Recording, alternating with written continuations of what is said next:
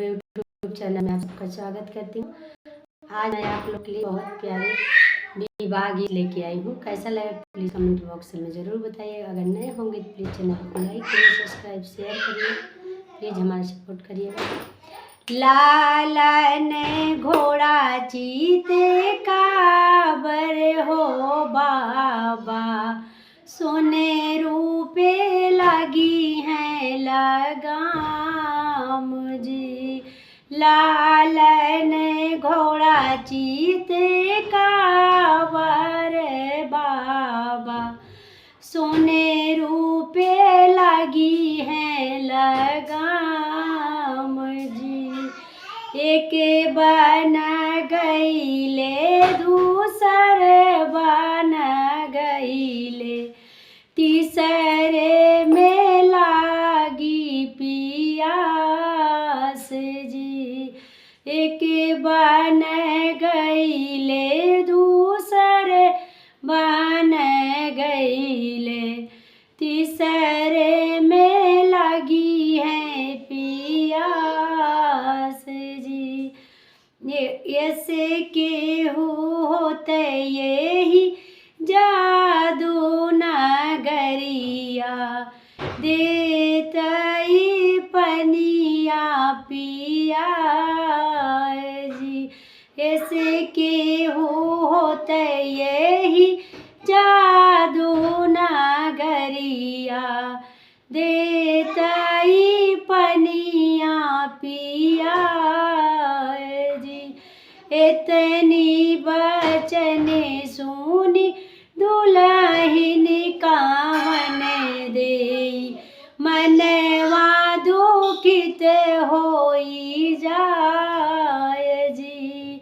इतनी बचन सुनी दुल्हन कावन देई, मनवा दुखित होई जाय जी।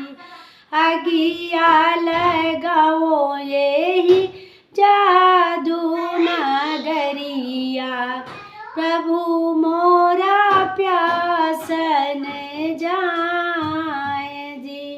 अगिया लगाओ यही जादू नगरिया, प्रभु मोरा प्यासन जाय जी। लीही है लोटा और लीही है डोरी, भैली कुवनवा पे ठाड़ जी।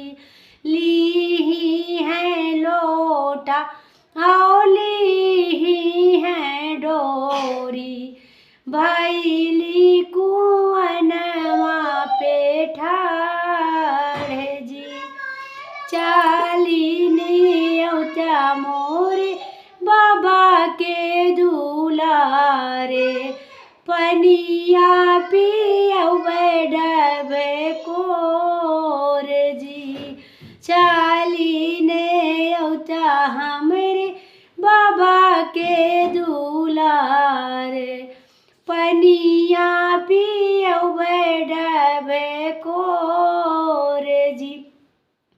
पनिया पियते उनकर इंद्र जुड़ानी, घोड़े पीठी भैले आसवार जी। पनिया पियते उनकर इंद्र जुड़ानी, घोड़े पीठी भैले आसवार जी। चाली लिया तू हमरे माया की सुहागिन, तू है बिना जग अनियार जी।